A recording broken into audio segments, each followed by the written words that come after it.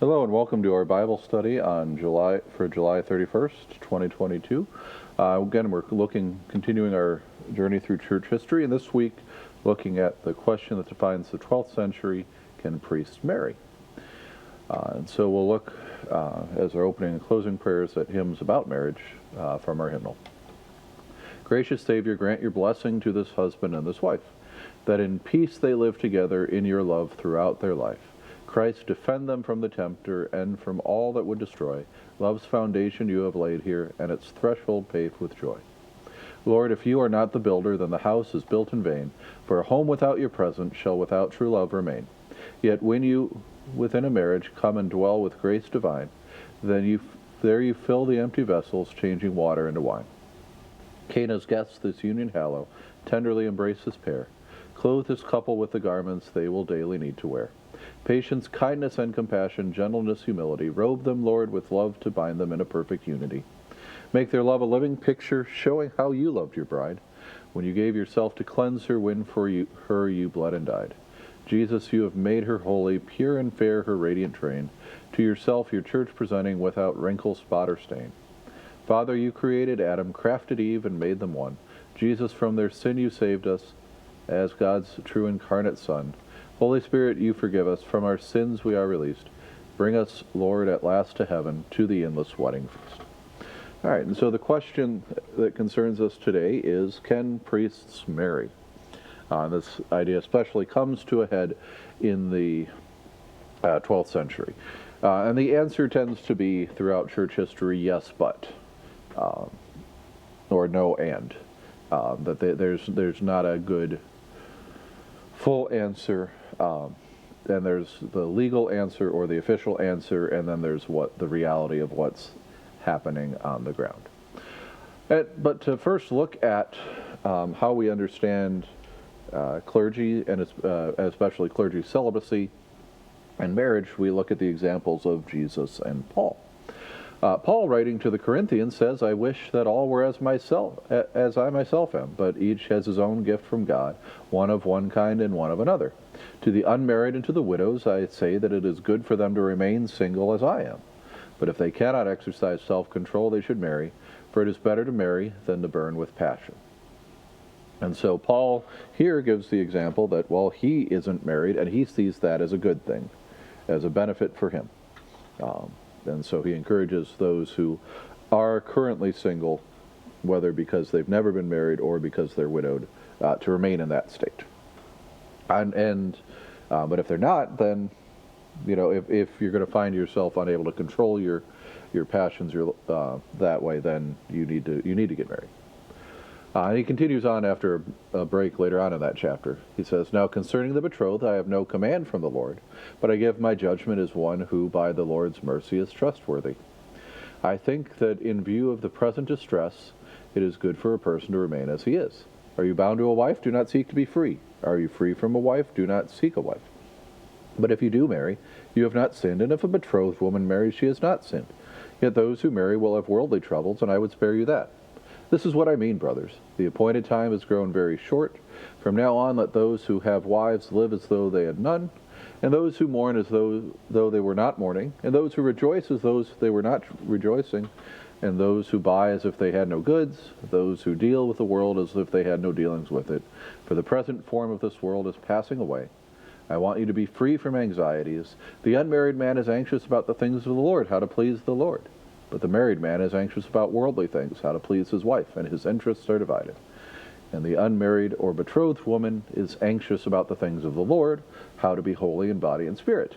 But the married woman is anxious about worldly things, how to please her husband. I say this for your own benefit, not to lay any restraint upon you, but to promote good order, and to secure your undivided devotion to the Lord. And so here Paul unpacks a little bit of what exactly he means as he's talking about why being married is so. Now, he clarifies that he doesn't have any specific command, and he's telling people to remain as they are. So he's not telling people that, okay, that once you become a Christian, you should live a celibate life, you should give up your marriage. In other places, Paul warns against that too, of telling people to just kind of bloom where they're planted, stay as they were, stay in the same state as they were, even going so far as to saying if you're a slave, remain a slave, become, and not that you don't want to keep going against, working to be free, but just because you're a Christian doesn't mean you should immediately be free. And so Paul's probably dealing with some new zealous new converts who want to just up in their lives and change everything. But Paul also then points out that first off that Paul and many of the early Christians expected Jesus to return very soon, and so avoiding these attachments would lead towards that if Jesus is coming soon, then it's not going to matter if you're married or not. So just live in that urgency there.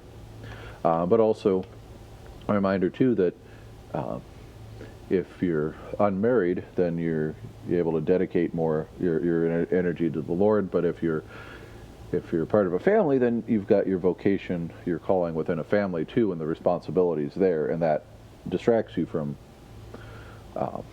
your relationship with God. And so Paul's arguing that if you can be single, do it. And Paul's advice here is tended to be applied by people looking to be more holy in general, and then used to kind of refer to whether clergy should be married or not specifically. Again, that Paul isn't married, and that Paul here is even saying it's good that he's not married for this variety of reasons. Jesus, of course, isn't married too, but when he talks about marriage, he goes a few different ways, and here we get his answer to the Pharisees. And so Pharisees come to Jesus, test him by asking, "Is it lawful to divorce one's wife for any cause?"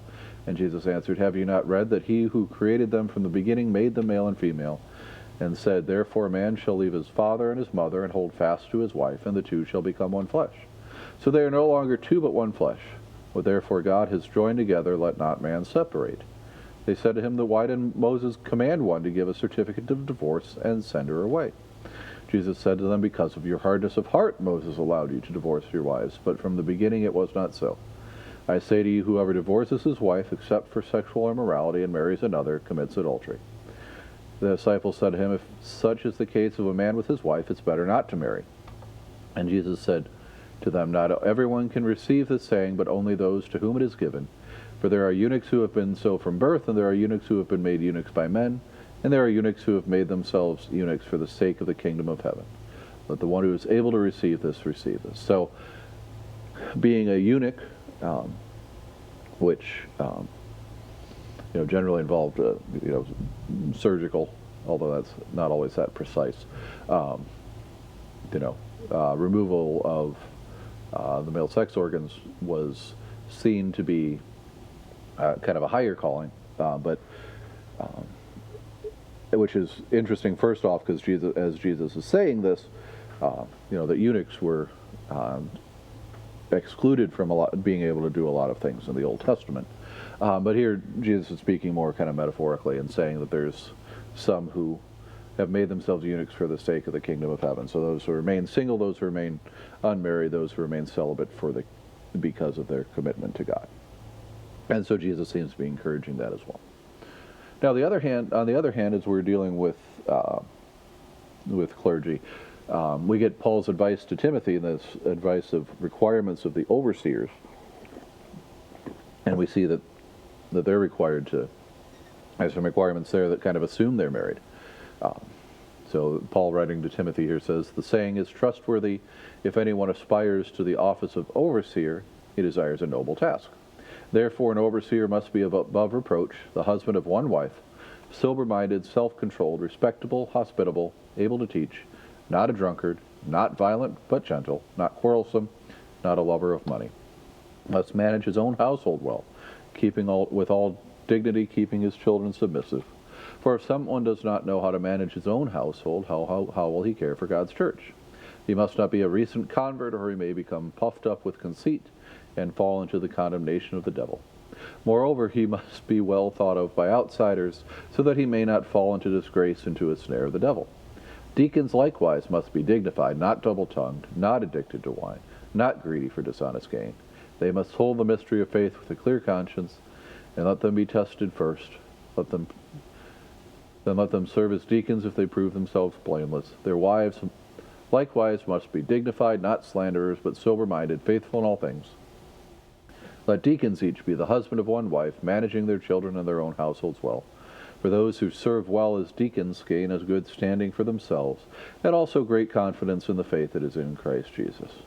So here we're getting this idea from, as Paul's writing to Timothy, about the requirements for overseers and for deacons, that there's at least a requirement that if they're married, they're husband of one wife. They don't have multiple wives.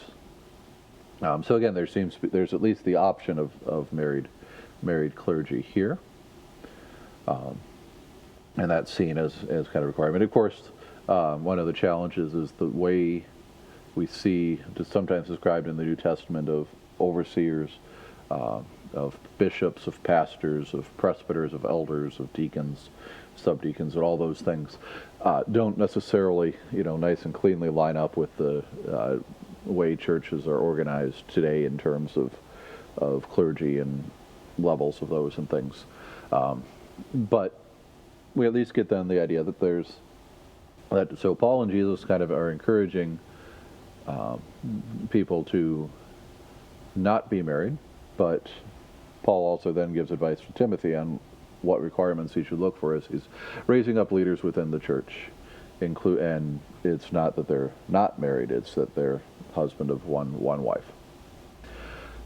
Now, so this was kind of quick overview of how this was seen in the Old Testament or in the New Testament.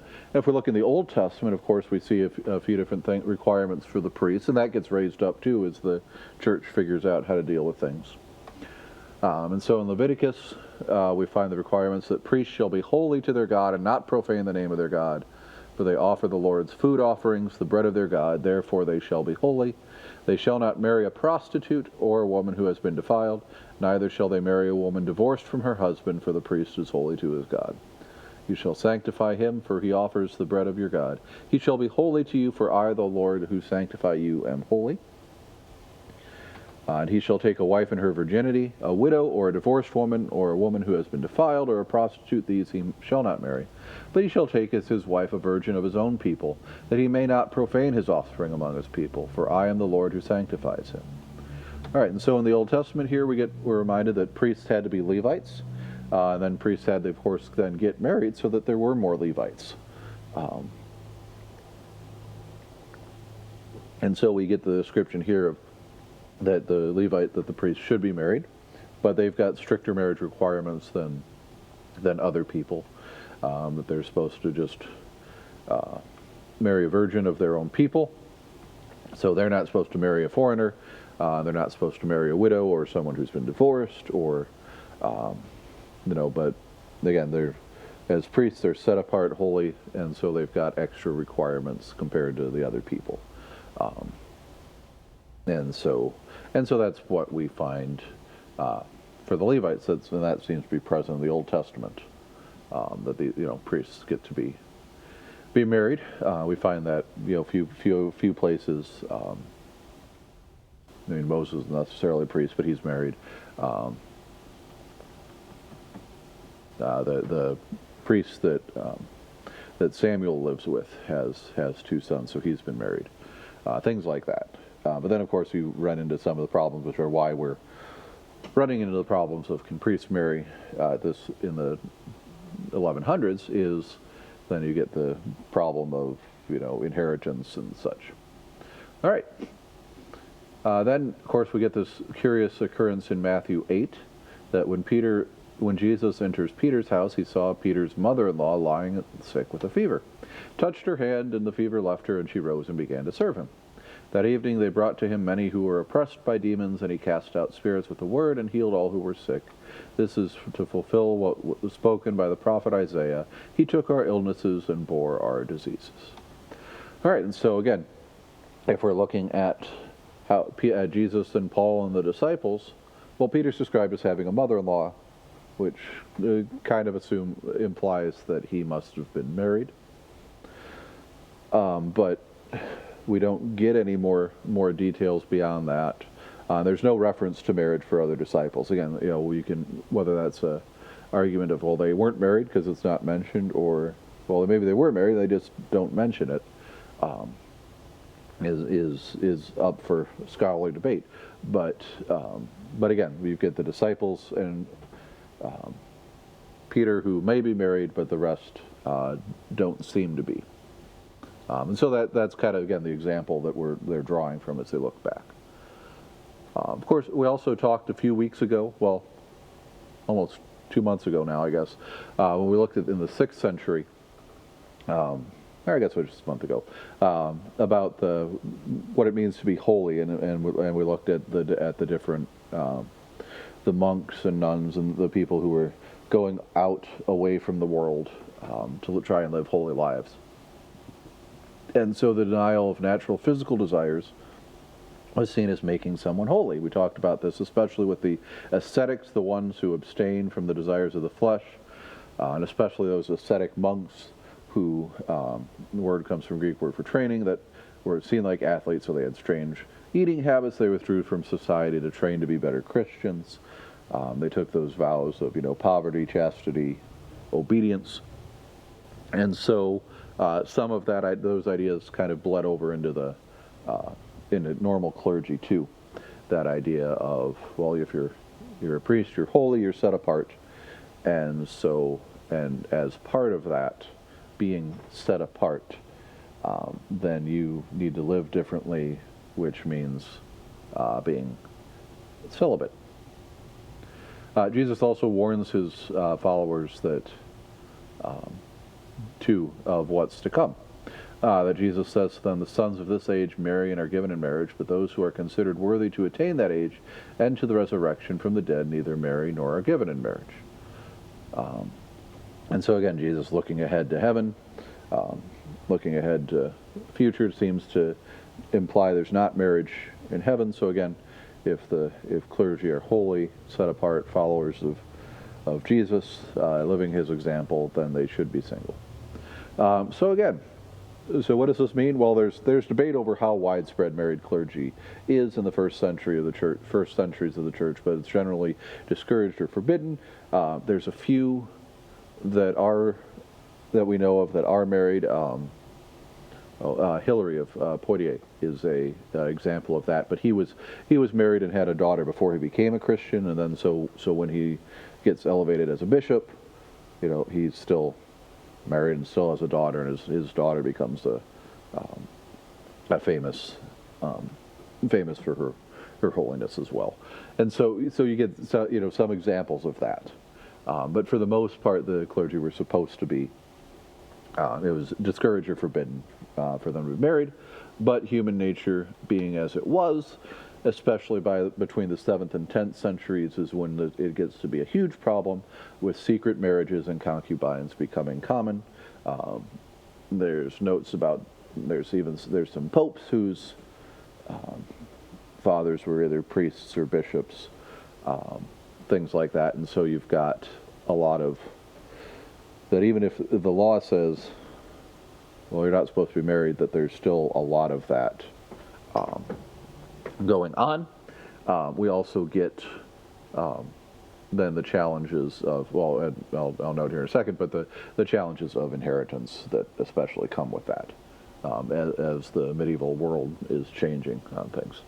All right, so Pope Gregory V, or 7th rather, lives from 1015 to 1085, becomes Pope in 1073. Among the things he does, he works to reform the church and to centralize papal authority. And part of why he's doing this, and we mentioned him a little last week, because he was starting to try and call for some crusades, but his successor was the one who really did it. But the problem exists here then that you've got priests and bishops passing on church property from father to sons, resulting in priestly dynasties controlling areas for generations. And so if you've got the same family in charge of the church in the same areas for generations, then that can create some problems and challenges, especially in terms of oversight and authority and things. Especially again, Pope Gregory VII is trying to centralize papal authority, and especially in terms of the Pope being the one who can kind of appoint bishops and move bishops around and things.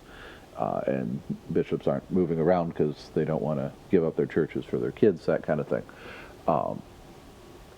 This becomes a problem, and so it becomes this idea becomes there, and so there's some regional councils debate about this, especially in England,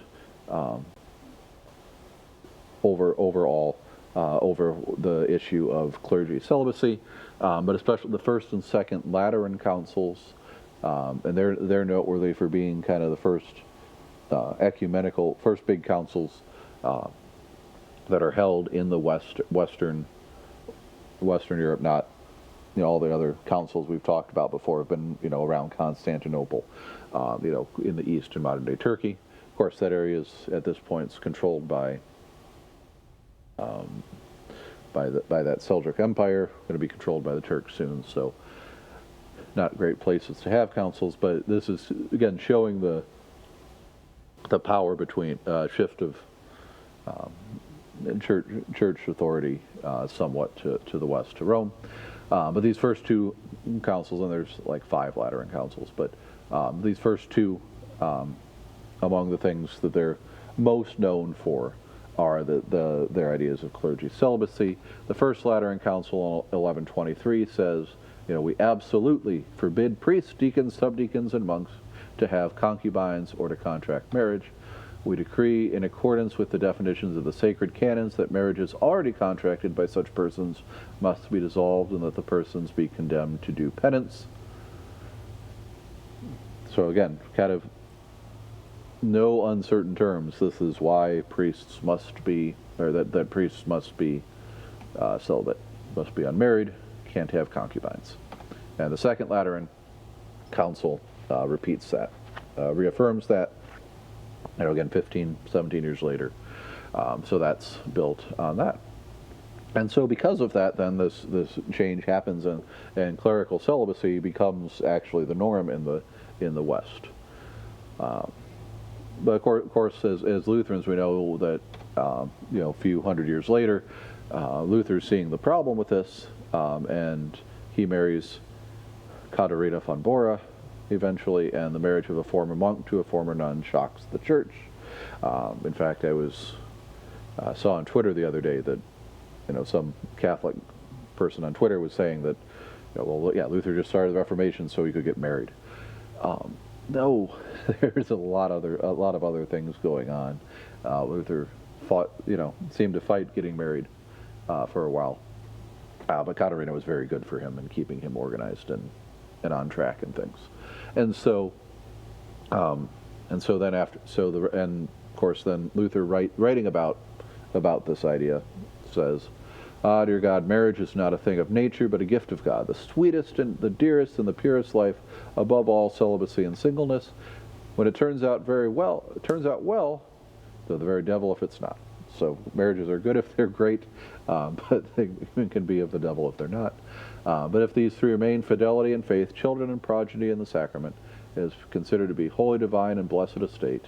One should not regard any estate as better in the sight of God than the estate of marriage. And so Luther ends up, instead of seeing marriage as something to be avoided, especially for the clergy, something that makes you think of the affairs of the world and draws you away from a life of God, instead sees it as something that draws you into the life of the world and shows you how God is active in the world. And that the calling of, that the vocations that we have in our families are just as, if not more important than the callings of people in the church.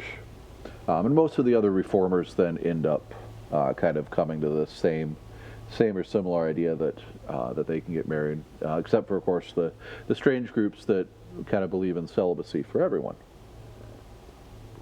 All right. So what does it look like Now, what's the current state of married clergy?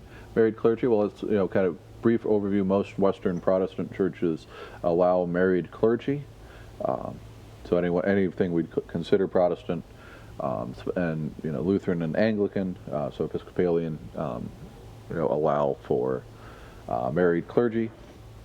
Of course, challenge we won't get into is, of course, the changing definition of marriage, and some of the liberal Protestant groups now allow for homosexual marriage, even among their clergy and bishops, and so that creates different challenges. But again, for our purposes for today, so most Western Protestant churches allow for married clergy, and they can get married whenever. Most Eastern Orthodox and the Eastern churches, most Eastern Orthodox clergy are married. However, they must be married before they are ordained. So I would have been in trouble if I was an Eastern Orthodox clergy. And so the idea is that once you've been set apart, once you've been ordained as a priest, then you can't get married. But if you're married before you become a priest, then that's okay. So kind of the opposite.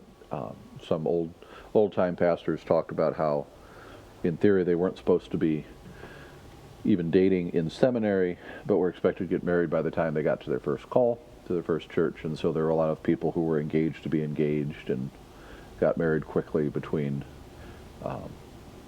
graduations from seminary and arriving at their first call. There were even requirements for missionaries that they had to be married, so there was at least someone else with them that they knew when they got deployed to the mission field. And so some people tried really hard to find marriages, get married that way. But not opposite with the Eastern Orthodox, again, that they can get married, but you have to get married before you're ordained. And to be a bishop or higher, you can't be married, you must be celibate, or you must be widowed. Again, some of that kind of just goes with that idea that Paul talks about that you need to have time and dedication in order to do those higher offices, and you don't have that time if you're managing a family too. So that's what the Eastern Orthodox do. And then, of course, Roman Catholic priests must be celibate, must remain unmarried. The exceptions are made especially for married non-Catholic clergy who become priests. So as the Anglican Church has become more liberal, as other mainline Protestant groups have become more liberal, there's been married clergy who've converted to Catholicism, and in doing so, they become priests and remain married because they don't have to divorce their wife to become a priest, because that would be bad as well. And there's occasional other exceptions there too.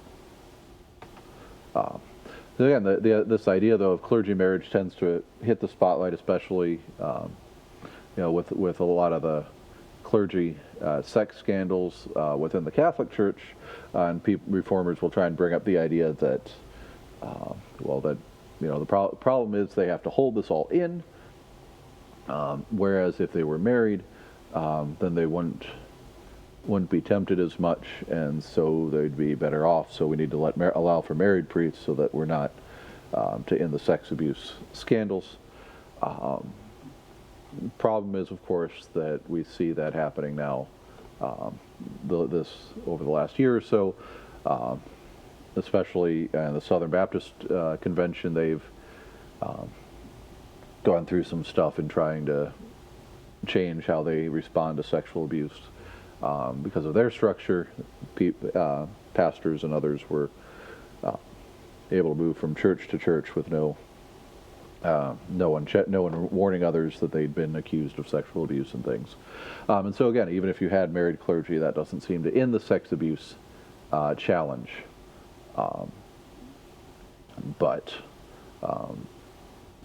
So that's kind of the overview. Historically, again, pastors are held to a higher standard in priests in a lot of ways. One of the ways that came out was the way that what Paul and Jesus did in living living single lives, celibate lives, so that they could dedicate more towards the kingdom of God. But others have found that, of course, having married clergy grounds them in ways, helps them understand the struggles that families are going through, and things like that. And so that's where we are today. We'll close again with this hymn, which refers to the wedding at Cana, which is a reminder, too, that Jesus' first miracle is at a wedding. Reminds us of the importance that he puts on marriage then there. All right. Lord, when you came as welcome guests to Cana's wedding feast, the bridal pair divinely blessed found all their joy increased. Now give your presence from above, that these, by vowing true, may show their pledges like the love between the church and you. Preserve the vow these two shall make, this circle round their life, this golden ring that none may break, which makes them husband-wife. Your daily mercies let them share, all threats of harm destroy. By this their vow divide their care and double all their joy. On all who thus before you kneel, your joyous spirit pour, that each may wake the other's zeal to love you more and more. O grant them here in peace to live in purity and love, and after this life to receive the crown of life above. Thank you very much for watching. A reminder, we won't have a pre-recorded one this coming week because we've got a guest presenter for Bible class from a seminary student from Ethiopia. And so we'll be hearing from him next week.